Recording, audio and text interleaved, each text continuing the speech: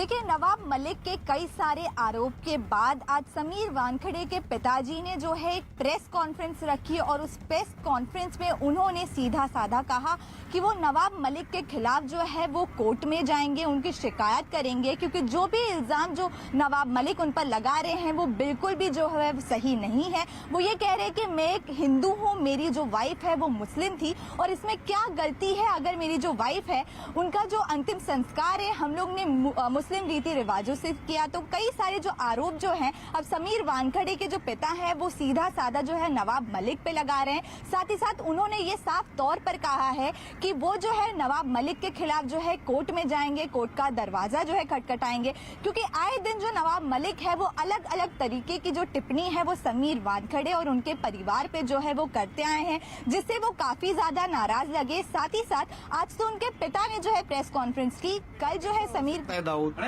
उसका जो क्या नाम लिखा है वो कैसा हो सकता है? हमने कोई हमारा हक है वो लिया हमने, वो तो मेरी जाति है वही है। ये शादी के लिए निकाह के लिए कुछ लिखा होगा। तो उनका कहना है कि आप शेड्यूल कास्ट से आते हैं तो फिर आपने निकाह कैसे किया? क्या अपनी पहचान छुपाई आपने? वो प्यार से, अभी दोनों मेरा बेटा और वो पहले भी प्यार से थे। बिफोर मैरिज वो मेरे गवर्नमेंट क्वार्टर में आती थी, मेरी बहू, आपस में बातचीत चल रही थी, उनको सब मालूम था मैं कौन हूँ क्या हूँ। मेरा नाम ज्ञानदेव वानखेड़े है, मैं सीडी वेयर हाउस के गवर्नमेंट क्वार्टर में रहता था। बिफोर मैरिज मेरे बहू आती थी घर में, मेरे मिसेस को मिलती थी। तो कोई ऐसा प्यार से बोलता होगा तो नवाब मलिक साहब को ऑब्जेक्शन नहीं लेना चाहिए इसके बारे में। कोई किसको अनवर दाऊद कोई कुछ भी बोल सकता है, एक दूसरे के फ्रेंड है, कुछ भी बोल सकते हैं। तो निकाहनामा में आपका नाम दाऊद कैसे लिखा गया है, इसके बारे में कुछ जानकारी है? नहीं, मुझे उर्दू नहीं आती है, मेरे मिसेस ने सब लिखा होगा ये, क्योंकि निकाह तभी होता है कि जब वो कुछ मुस्लिम नाम हो, ऐसा कुछ रीति रिवाज है, तभी निकाह कबूल होता है वो। तो इसीलिए शायद मेरे मिसेस ने लिखा होगा और ये निकाह हुआ ये मैं भी मानता हूँ, लेकिन इसमें क्या लिखा है ये मुझे मालूम नहीं है। लेकिन सर, जिस तरह से उन्होंने कहा है कि जो निकाहनामा है अगर वो गलत हुआ तो मैं अपने मंत्री पद से इस्तीफा दे दूंगा, राजनीतिक संन्यास ले लूंगा, लेकिन समीर का परिवार ये साबित करे कि जो निकाह था वो कैसे हुआ, क्योंकि अगर दो जात होती है मुसलमानों में तो निकाह नहीं होता। मैं पहले बता चुका हूँ आपको इतना पीसी में कि दो अलग जात है तो निकाह हो ही नहीं सकता। इसीलिए मेरे मिसेस ने ये निकाह ये किया होगा, मेरे मिसेस ने ये सब किया होगा। मेरे मिसेस ये जगत में अभी नहीं है, और जब दो जाति अलग होती तो निकाह होता ही नहीं वो। और इसीलिए शबाना और डॉक्टर शबाना और मेरा बेटा पहले से प्यार करते थे, इसलिए मेरे मिसेस ने उनके प्यार के खातिर लिखा होगा। जिस मौलवी ने निकाह कराया था उसका कहना है कि अगर आपने उस वक्त निकाह उन्होंने कराया तो दोनों लोग मुस्लिम थे, अगर आपने जाति अपनी छुपाई है। नहीं, हमने कभी जात नहीं छुपाई। जब पैदाइशी आदमी को मैं गवर्नमेंट से कैसे जात छुपा सकता हूँ? मैं 35 साल तो मैं गवर्नमेंट में काम किया, गवर्नमेंट को मेरी जात मालूम है, समाज में मेरे को जात मालूम है, पूरे गाँव में पूरे शहर में मेरी जात मालूम है। अगर ये निकाह के लिए हो सकता है, मेरे मिसेस ने किया होगा। अंडरवर्ल्ड की माफिया से संबंध होने के समीर के आरोप लगाए हैं नवाब मलिक ने। ये तो मुझे भी शर्म आती है। अंडरवर्ल्ड को खुद पकड़ने वाला एनआईए में एडिशनल एसपी था, अंडरवर्ल्ड को सब उसने ये कर दिया। चिंकू पठान अंदर घुसता है, अंडरवर्ल्ड तबाह करता है, फैक्ट्रीज पकड़ता है, इतने बड़े बड़े क्रोज ऑफ रुपीज का ड्रग पकड़ता है। तो अगर वो संबंध होते तो वो ये काम ही नहीं करता। ये सब गलत है, सरासर गलत है इसका। लेकिन क्या आप मानते हैं कि जो निकाहनामा है वो सही है और ये निकाह हुआ था? हाँ, निकाह हुआ था, ये सही है। मैं भी निकाह में था, ये सही बात है। निकाहनामे तो आपका सिग्नेचर भी। लेकिन उसके बाद में तो मेरे बेटे ने स्पेशल मैरिज एक्ट के अनुसार रजिस्ट्रेशन किया हुआ है। एक अहम जानकारी, आगे क्या कदम होगा आपका, क्योंकि जिस तरह से लगातार नवाब मलिक आरोप लगा रहे हैं, क्या आप कोर्ट जाएंगे? 100% मैं कोर्ट जाऊंगा। पहले वकील से पूछूंगा, बेटे से पूछूंगा, एट्रॉसिटी लगाऊंगा।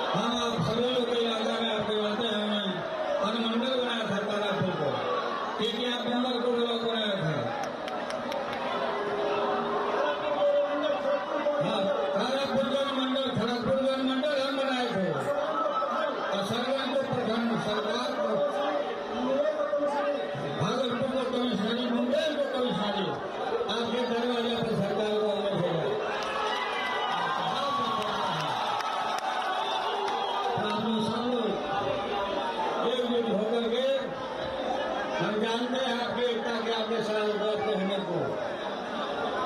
हम सुने 2 तारीख के रिजल्ट तारापुर में कितना वोट जदयू कराते हैं। ये जो जदयू का उम्मीदवार खड़ा है, सुनते हैं बम कांड में कोई है, बम कांड में बम फेंकने वाला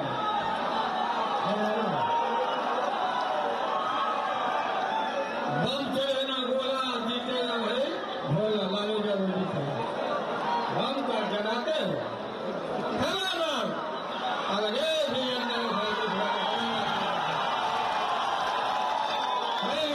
किसी को नहीं आया कोई नीतीश कुमार का सरकार का हमें कहा कि विसर्जन हुआ है। विसर्जन का मतलब बोल दिया कि हमको मारने के लिए बोल रहा है हमको गोली मारने बोलते हैं नीचे। हम कहा कि तुमको गोली मारेगा तो अपना मर जाओगे। तुमको हम बनाए थे, बहुमत हमारा था, तेजस्वी का ताकत आरजेडी का बेसी मेरे था, नीतीश कुमार का कम था, लेकिन हम नीतीश को बना दिया मुख्यमंत्री कि नहीं जाओ तुम एक तिलक लगाते हैं। लेकिन आदमी काम का नहीं निकला, काम का नहीं निकला। अभी सब दारू वाली शोषण हुआ, घरे घरे दारू जा रहा है। थाना जो जब करता है सवाल मैं थाना में सुना न हो, थाना में तो वहाँ दारू मिलता नहीं कि पूछा गया क्या हुआ दारू, तो सब चूल्हा दारू पी गया, पी गया। बाढ़ में टूटा बांध का बांध में सेव कर दिया कि कोई काम का लोग नहीं, बेकार का काम बात बना हुआ है। सभी महिलाओं को सभी लोगों को एकजुट होकर के एक समान को देखेंगे और अरुण साहब को जिताइए और हमें पूरा विश्वास है। हम सब हाँ बोले थे कि मिट्टी में मिल जाऊंगा, बस सुनो ना को मिट्टी में मिल जाऊंगा, बोलते थे नीतीश कुमार, भाजपा में नहीं जाऊंगा। अब भाजपा में गए हैं, डबल इंजन है, ये सिंह का इंजन है, बीजेपी डीजल वाला इंजन है, वो उधर खींच रहा है और उन्हें खींच रहा है। कहा नीतीश कुमार ने कि विशेष राज्य का दर्जा को निकाल देगा, हम उसके साथ चले जाएंगे। नहीं दिया बीजेपी ने, भारतीय जनता पार्टी ने, फिर कहा गया भाई उनके साथ में अगर हमें रास्ता समझते हैं लोग भारी लड़ाई हमको जातीय जनगणना में लड़ाई लड़ना, जातीय जनगणना का लड़ाई हमको छेड़ना है चारों तरफ। जातीय जनगणना में तमाम पिछड़ावर अगर पिछड़ावर सिविल का सिविल क्राइम इनका संख्या बढ़ा, इनका सबका बढ़ा है। जनसंख्या के आधार पर आपको नौकरी वगैरह समझेगा, आपका बढ़ जाएगा। ये सब लोग जनता इससे आनाकानी कर रहा है, लगातार हम हवा देते रहे लोगों को। ये आपको जातीय जनगणना अगर बना सबका छुछुंदर का बाघ का बाघिन का बनकर का बकरी का गिनती कराते हो, आदमी का गिनती क्या नहीं करा रहा, गिनती करो सभी जातियों में, सब जातियां गिनती करो ना भाई, कौन करते हुए ये लड़ाई हमारा लड़ना है। तो आप पूरे एक एक वोट दीजिएगा तो हाथ उठा के करिए भाई,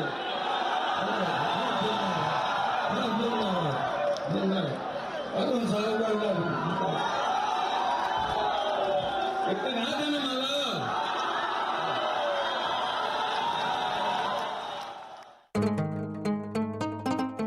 गुलमर्ग की सरजमी पर कलाकारों की महफिल, साहित्य और संस्कृति का एक शानदार दिन। देश के जाने माने चेहरे और साहित्यिक शख्सियत होंगे शामिल। Gulmarg lit fest 2021।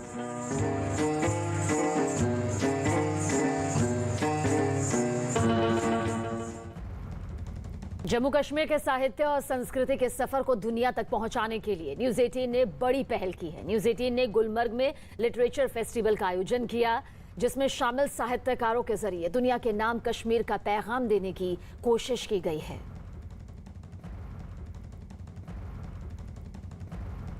तो जम्मू कश्मीर के साहित्य का ये शानदार सफर देखिए किस तरह से नजर आ रहा है न्यूज़ 18 की ये खास पहल। Thank you all for being here, and we all very grateful to Siddharth Gigu, one of our finest poets and writers, and Khushbu for having us here in this sylvan wonderland that is Gulmarg this morning. So we are going to talk about what it's like to be a writer and how you manage to survive from your debut to your bestsellers, which is quite an interesting journey, I think. So I think we should jump straight in and speak to, I think we'll start with Kanchana. Kanchana had a very interesting debut. So we'd love to, if you'd share the process of your first novel coming out with us.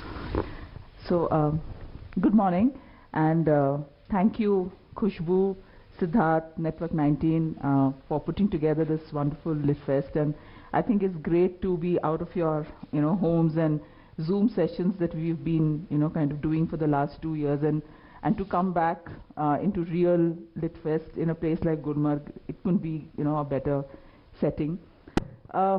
Okay, so journey from writer to bestseller. So, I was just telling myself that the only time I feel like a best-selling author is when I come to Lit Fest, where they introduce me as one, because if I look at my royalty checks, they don't look like the checks of a best-selling author, but yeah. So I've always wanted to write, and I think that's the only thing I can do or I've ever wanted to do. So before kind of focusing on fiction, I used to write for a lot of publications, newspapers, magazines, companies. I did that for 18 years, and always, thinking to myself, when am I going to write that one book that I want to, and get my name on the book and see my book in various bookshops across the cities, etc. So that has been the dream which kept me on, and finally that happened in 2016. So I was not writing a book. I was teaching then. I was teaching marketing management to a group of students in Mumbai, and I was a comparatively young teacher, and I realized very early that unless you have enough gray hair in your head, you are not taken seriously as a teacher. So I thought that I had to give something extra, because I was anytime preparing more to make sense and to fit in. So I thought that I had to give them something more, and I was teaching consumer behavior, which comes in a specialization course of marketing. So in order to give something more, I figured that everybody is interested in cinema. So I started talking about Bollywood as a brand. Why is Salman Khan the face of Big Boss? Why Yuvraj for, what is that, Super 30? Yeah, I forgot the name of that brand. Anyway, so then there was a time when I just cracked a case study in class on why Dawn was the first Bachchan film that was remade, and why not, Diwar or Kala Patthar or some other which was equally famous and hit. So we did a wonderful case study, and I was documenting those impromptu class discussions, and also doing a lot of research online to figure out that whatever I was saying or whatever I was proposing, the hypothesis, whether it was making sense.